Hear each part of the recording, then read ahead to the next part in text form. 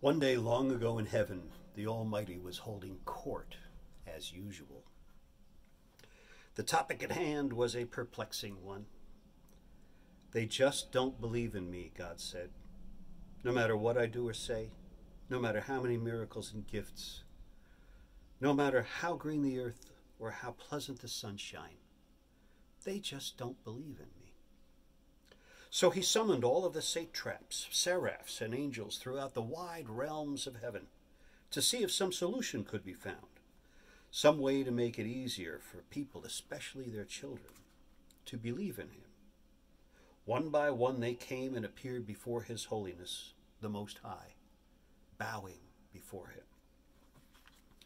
He is, of course, dazzling and full of love, hardly what you'd expect from the great omnipotent, the architect and maker of everything that can be known or will be known.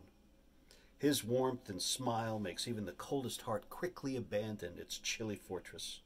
And when he laughs, down below on earth, men swear they hear the threat of thunder rumbling way off in the distance. All day long, the best and the brightest offered up their best opinions, but nothing seemed to fit.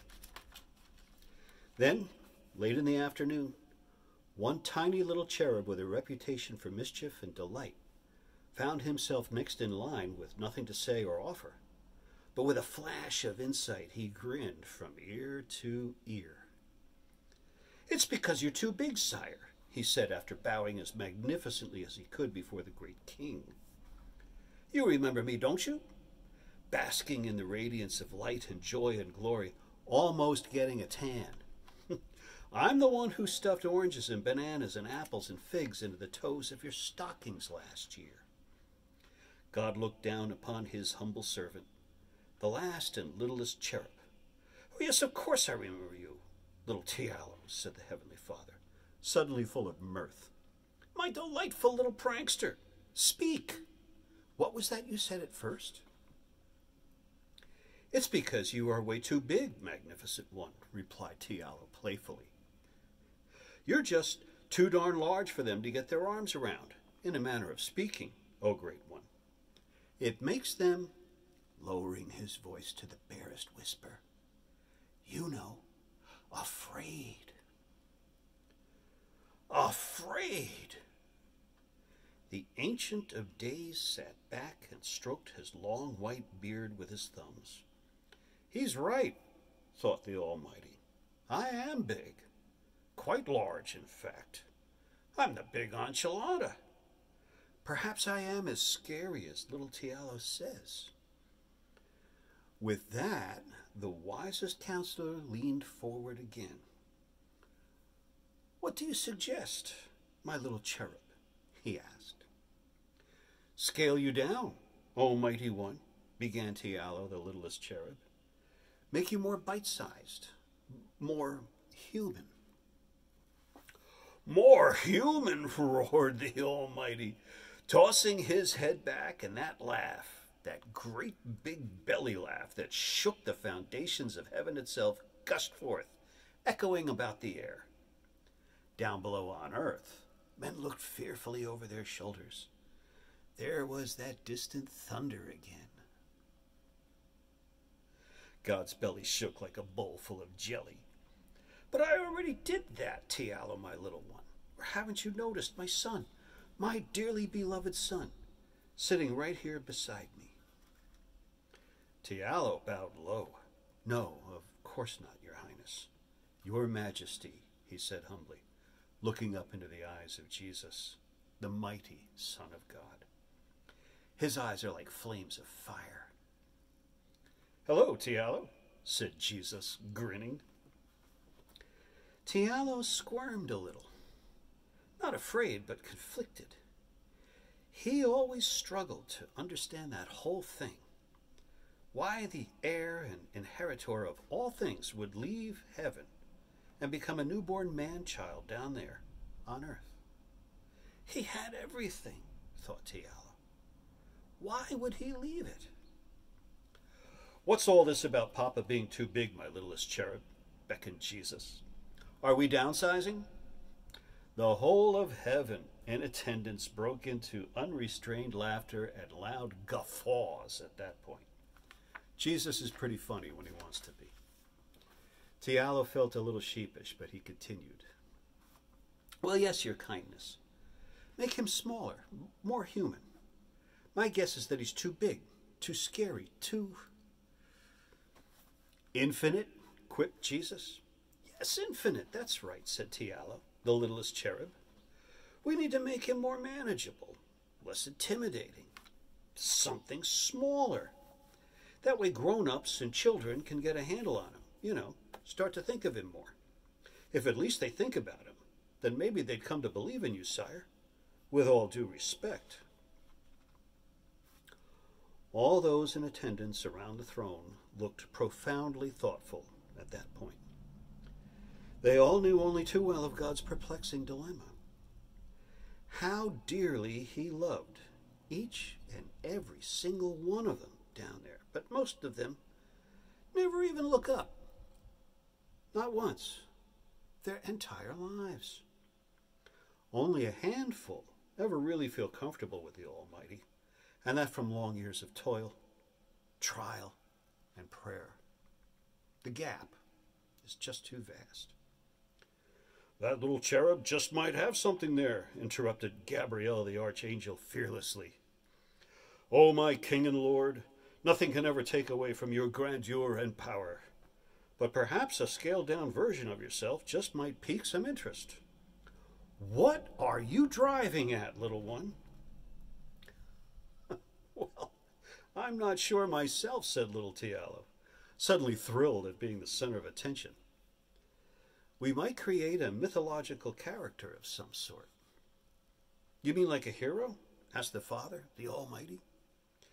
Still too big, mused Tialo. Something like that, but more approachable. Heroes generally smash things about and kill stuff. That's not the image we want to project. Well, what then? Queried Jesus. Something like you, Father, Lord, exactly like him, only not as big, said Tialo. A miniature of me. The Father looked pleased. He had hoped for something like this that morning, and now things appeared to be going well enough. He was suddenly proud of little Tialo the cherub. Who would have thunk?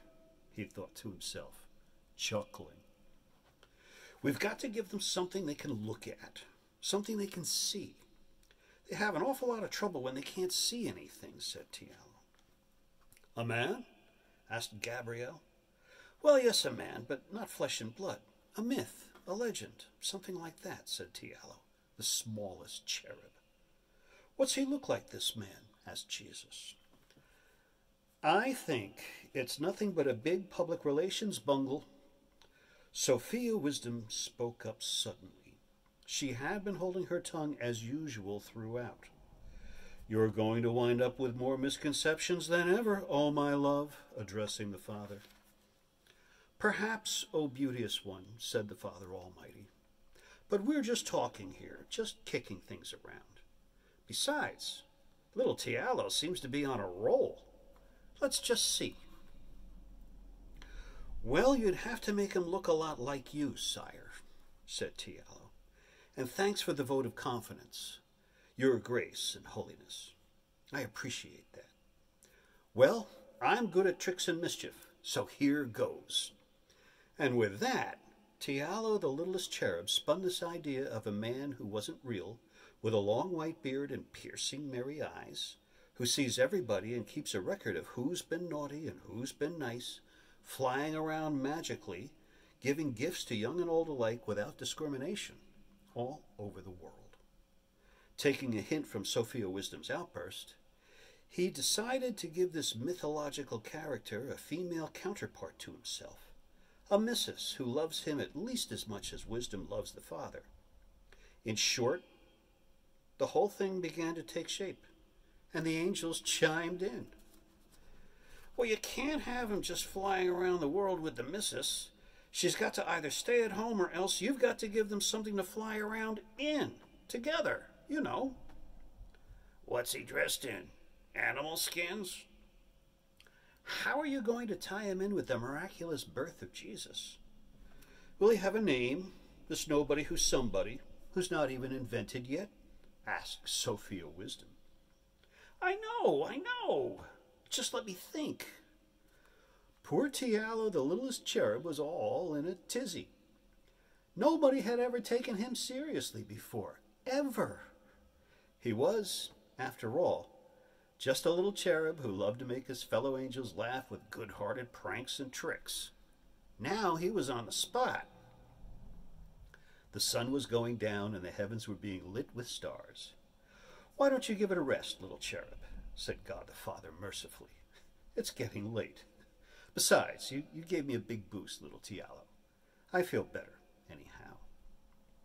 Heaven's court was dismissed for that day, but the idea stuck.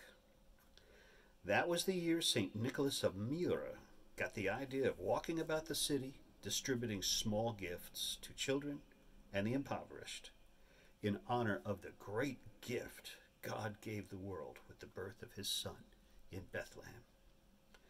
Tialo retired to his chambers that night wondering, as he always did, about Jesus, God's only son, the heir of all heaven's glory, and why he ever did it. In a quandary, as usual.